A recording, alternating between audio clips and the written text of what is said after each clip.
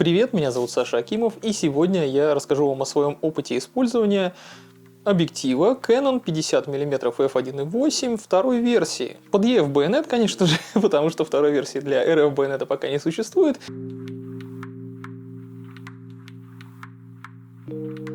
Это, возможно, один из самых распространенных вообще объективов в мире.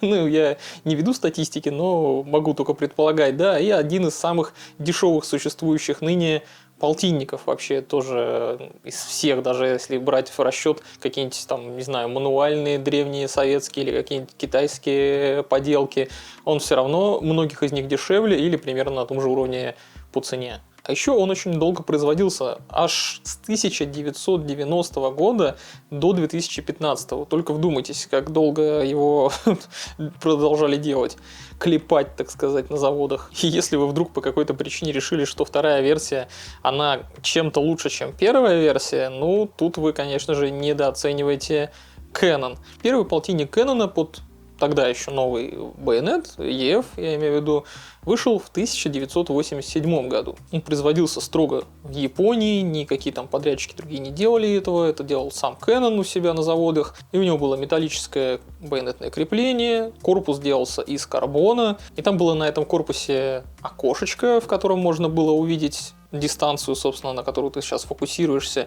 И у кольца ручной фокусировки был отличный, очень длинный ход. На второй версии, конечно же, всего этого нет. Выпуская вторую версию, Canon решили просто не выпендриваться и максимально захватить рыночек вот в области полтинников.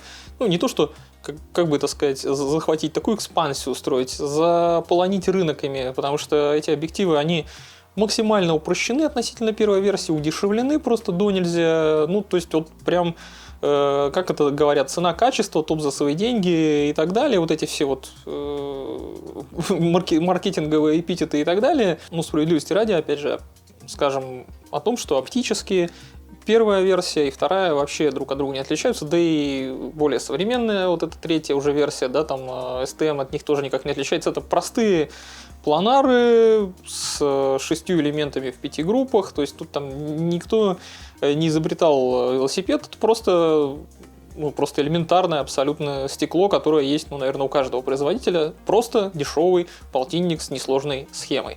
Самый последний полтинник отличается от вот второй версии, про которую мы сегодня разговариваем, только тем, что там поставили шаговый мотор STM, вместо вот этого жужжащего чудовищно моторчика, который в этом объективе, который просто там как будто электродрелью что-то ты сверлишь, не знаю, сам себе голову, наверное. Ну и в более новой версии, конечно же, вернули и металлическое байонетное крепление, чтобы, уж совсем стыдно за него не было, и сделали лепестков диафрагмы побольше. Сейчас у актуальных кэноновских полтинников, что на EF, что на RF, там 7 лепестков, у этого, про который мы сегодня будем разговаривать, всего 5. Ну, из-за этого, сами понимаете, при прикрытии, даже каком-то не очень сильном, уже начинают лезть гайки. Ну и, конечно же, само собой, современные технологии развиваются и так далее, да, у них все-таки менялось просветление, потому что просветление у первой версии, у второй, оно просто ужасное, отвратительное, такое ощущение, что оно какое-то, просто или отсутствует, или его сделали саботажники, оно просто пиздец как ловит засветки и так далее, то есть там, любой боковой лучик там превращает картинку в какой-то сущий кошмар, но у более новых объективов полтинников с этим чуть получше, то есть они тоже, конечно, далеки от идеала, но там реально как минимум вот настолько чудовищной картины не наблюдается, как на старых полтинниках. И также у свежих полтинников добавили возможность все-таки ставить криво-косо, но можно будет там ставить бленду. А у старых такой возможности не было. Хотя там были разные варианты, можно было бленду прикрутить в резьбу для светофильтра. Это, конечно, извращение, но почему бы нет, это возможно. Наш полтинник — это одно из самых дешевых и самых простейших стекол для EF байонета, и наверняка он распространен у многих людей. Я как минимум несколько знаю сам лично, да, у кого там пятак какой-нибудь, Марк II или там 6D, то есть, в принципе, он прекрасно себя чувствует на этих старых зеркальных недорогих тушках, которые многие люди до сих пор используют и даже не то чтобы сильно страдают, хотя эти камеры уже довольно сильно устарели. А также его частенько я наблюдаю, что люди с кропнутыми тушками используют, и я в том числе использовал на кропнутых Кэнонах, то есть при кроп-факторе 1.6 получается у тебя фокусное расстояние эквивалентное 80 мм. Это уже, в общем-то, вполне себе портретная дистанция, на него можно снимать такие в классическом стиле уже портретики. Все-таки мне как-то больше нравится использовать объективы в каких-то более специфических задачах, да, такие вот как полтос на кропе, например, да, это получается как у тебя 80 мм. А вот полтос на обычном полном кадре, я не очень-то люблю использовать, я имею в виду для каждодневных каких-то задач, потому что он, их не просто не решает, он их, тут лучше уж или зумчик какой-нибудь там, да, недорогой, типа 28-105, да, старинный, но при этом он нормально вполне себе снимающий даже сейчас. Там можно через переходник его и на современные камеры поставить. Просто полтинник это зачастую или слишком узкое для каких-то целей фокусное расстояние, или наоборот слишком широкое для каких-то других. И часто люди говорят, что это золотая середина, но нет, я скорее бы сказал, что это не то, не сё, ни рыба, ни мясо. То есть это не золотая середина, а такой объектив, который, непонятно, зачем мне его использовать. Не очень я люблю полтинники, не фанат. И как бы не шизофреник, и полтинники, конечно же, я время от времени использую для каких-то задач, которые мне в этот момент он вполне себе порешает, да, там, например, какие-то портретики поснимать, опять же, да, на полный кадр, при этом постоянно прыгая вокруг модели, там, да, меняя дистанцию, с которой я ее снимаю, чтобы у меня при этом не было каких-то искажений, дисторсий и так далее. Полтинник годится для таких целей более чем. Давайте теперь я покручу его в руках и уже потом перейдем к обсуждению непосредственно картинок, которые выдает это стекло.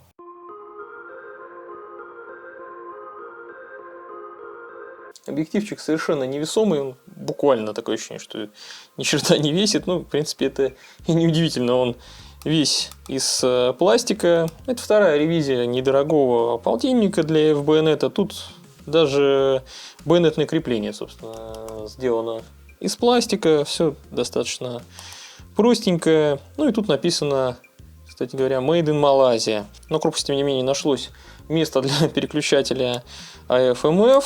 Также зачем-то здесь вот на корпусе нарисован цветочек, как бы обычно означающий макро, хотя минимальная дистанция фокусировки 45 сантиметров, это совершенно обычно для полнокадрового полтинника со схемой планар. Есть узенькое и тоже пластиковое, конечно же, колечко фокусировки. Оно механическое. При фокусировке двигается весь блок линз. При этом моторчик жужжит и попукивает всячески. Диаметр светофильтра здесь 52 мм. Бленды вообще не предусмотрено, хотя передний элемент находится довольно глубоко, и вот эта часть корпуса, в которой он как бы утоплен. В общем, это дрянное копеечное стекло. Тут сэкономили на всем, на чем только можно.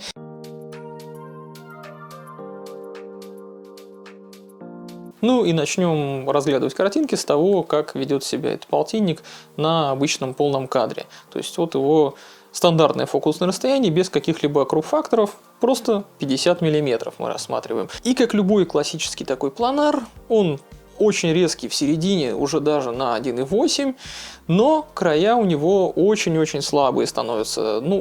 На максимально открытой диафрагме углы там кадра, вообще, в принципе, края, они вообще отвратительные. Не то чтобы прям вообще сблев, но они прям мягкие и так далее. Поэтому приходится использовать или все время центральную композицию, если ты снимаешь на максимально открытой дырке, или же все-таки прикрываться, чтобы немного улучшить ситуацию до F2, F2,2, потому что большинство фоток, которые я делал портретных, я делал на дырке F2, а не на 1,8, чтобы хоть немножечко улучшить ситуацию.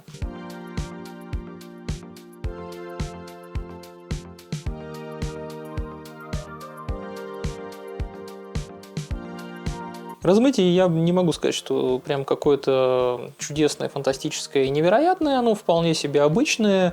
В некоторых сценах оно может быть очень таким мягоньким и приятным, но зачастую бывает в некоторых ситуациях, где много разных бликов, оно может казаться рваным, особенно если это какие-то там деревья на заднем плане или ветки, они часто двоятся как-то и вообще как-то выглядит дерганно, не очень опрятно, это вот размытие там. И двоение границ объектов, в принципе, зачастую видно не только на ветках, и там на, не знаю, тканях, там, если ты человека там в одежке снимаешь, как-то близко снял, у тебя там какие-то участки его туловища, скажем так, Какие-то участки могут да, попадать в размытие уже, и там тоже какие-то двоения такие немножко неровные, неприятные. Ну, если у вас глаз за это не цепляется, то в принципе вообще бакешка покатит.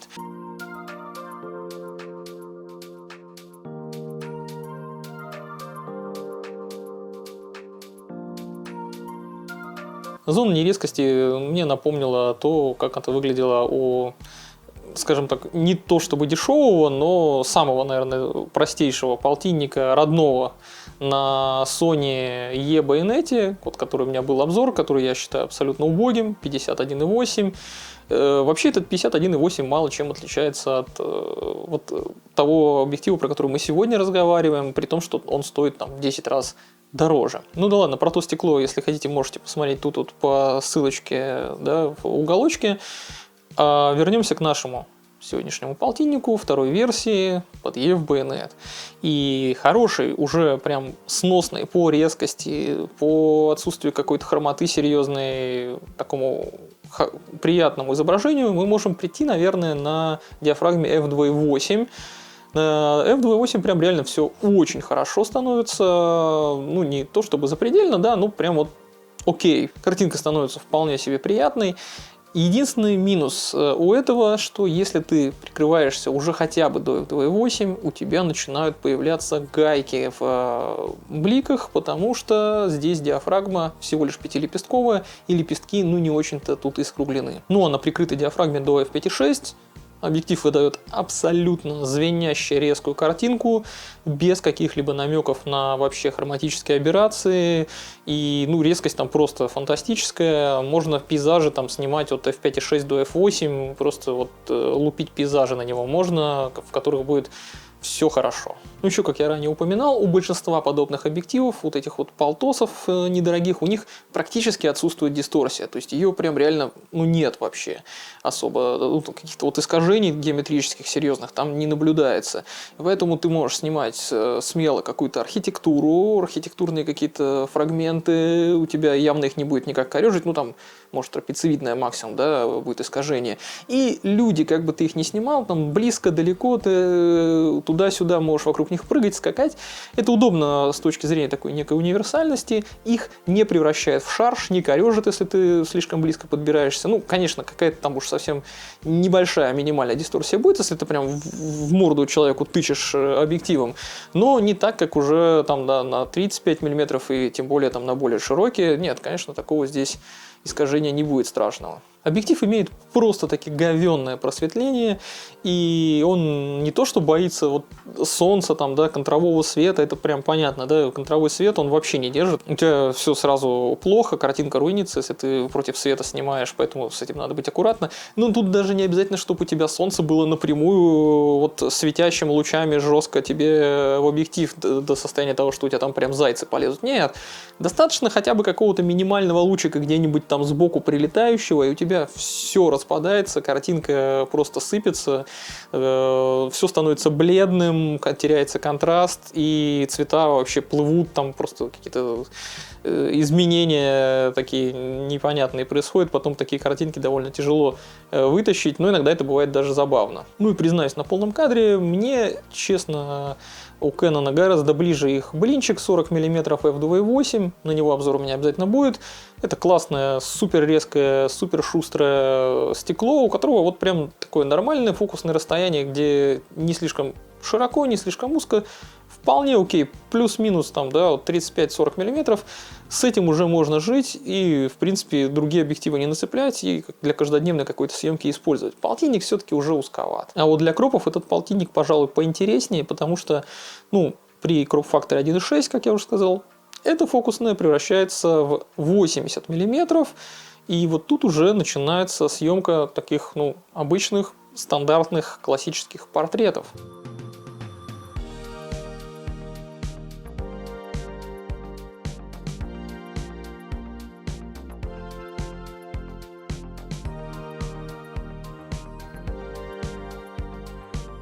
Он вполне способен разрешать даже на открытой дырке, ну там прикрытой до f2, любые современные многомегапиксельные камеры, и на 32 мегапикселя кропах он нормально себя чувствует, и на 24 мегапикселя вот этих вот, да, современных кэноновских. Все там нормально, несмотря на то, что, да, вроде бы пиксель мелкий, но полтос настолько избыточно резкий, что он их разрешает. Вполне, все окей с этим. Единственное, что, да, наверное, если ты максимально открываешь до f1.8, некоторая мягкость наблюдается. Но когда ты снимаешь какие-то юные симпатичные мордашки, где там иногда бывают все-таки и прыщички, да, проскакивают, ну, скорее, некоторая смягченность картинки, она даже как-то играет на руку. Более такой няшный, приятный лук происходит у картинки. Но вот с портретами мужиков, конечно, это уже смотрится не так хорошо. Там няшность немножко как-то и такая легкая мыльноватость не так приятно смотрится. Ну и даже если как-то отойти от человека подальше, снимать там на f2, то у нас получится достаточно приятное, хорошее, мягкое размытие, вполне себе недурственное. Единственное, что да, конечно, более-менее приятная картинка все же только в середине, и несмотря на то, что кроп-фактор обрезает углы, все равно только в середине, в самом центре картинка хорошая на открытой диафрагме, и чуть-чуть от края отходя уже становится все довольно мыльным, поэтому ты опять же будешь ограничен все равно центральной только композицией с этим объективом, и ну, на открытой диафрагме довольно заметные хроматические аберрации, в основном циановые. И что особенно неприятно, циановые каемки, вот эти все, они даже на кружочках в бокехе начинают лезть. Выглядит это, конечно, не слишком-то аппетитно. Что тут можно сказать? Canon 50 мм f1.8 второй версии достаточно дрянной объектив по современным уже меркам. Но он при этом стоит просто сущие копейки. Его на вторичке сейчас можно найти за какие-то буквально там пару-тройку тысяч рублей. При этом он будет вполне себе работать, не будет ушатан, там будет какую-то худо-бедно картинку тебе выдавать, размытие дарить и так далее. То есть, к нему претензий очень мало, потому что он выдает картинку ровно на те деньги, которые ты за него заплатил. По качеству картинки он, в принципе, ничем не отличается от других дешевых планаров, которые были у любого другого производителя. То есть, он супер бритвенно резкий на прикрытой диафрагме, на открытой дырке у него весь спектр проблем всяких наблюдается, то есть если ты на 1.8 снимаешь, у тебя там и винитирование, и хроматические аберрации, и мыльные углы и так далее, вот это все присутствует. Но если чутка прикрыться, то уже все выглядит более-менее сносно, а если прям тебе нужно на закрытой диафрагме снимать, то там вообще картинка чудесная. А человеку, который просто хотел бы побаловаться, там с бокешкой, например, человек купил себе кроп, какую-то камеру с темным зум-объективом, для него, мне кажется, это отличный вход в портретную съемку, потому что у тебя тут и бокеха уже присутствует. Чисто для баловства, для несерьезных каких-то задач объектив более чем прекрасен. Если без этих скидок и там каких-то экивоков в сторону того, что он дешевый, в сторону того, что он такой любительский весь из себя, объективно эта линза, конечно же, никудышная. Она и сделана вся из пластика, и жужжит при фокусировке, и просветление у нее чудовищное, и там с резкостью не все в порядке на открытой, по краям. Но ругать этот объектив мне, как я когда-то ругал этот объектив от Sony, совершенно не хочется, потому что, соневский полтинник, он стоит, реально, в 10 раз дороже, а выдает ровно такую же картинку. И там вопросики реально возникают, потому что за что, собственно, ты бабки-то с меня, Sony, просишь, если ты продаешь говнище. И да, полтинник второй версии, в общем-то, говенный, но он в то же время и копеечный, и все равно при этом способен выполнять хоть какой-то, спектр задач, которые ты перед ним поставишь. Может быть, не так хорошо, как хотелось бы. Я надеюсь, что мой обзор окажется для вас полезен. Ставьте лайки, подписывайтесь, если еще не подписались. Делитесь в комментариях своими мнениями про полтинники, какие вы Canon полтинники юзали, потому что у них там довольно много на самом деле, и на EF, и на RF уже присутствуют вариации. И также не забывайте, что у меня есть Boosty, вы можете там подписаться и поддержать канал, потому что все камеры и объективы, в общем-то, в большинстве случаев я покупаю за свои деньги, и канал делаю чисто на энтузиазме. И также у меня есть еще телеграм-канал, на него тоже можете подписаться. Все ссылки присутствуют в описании. До новых встреч, пока.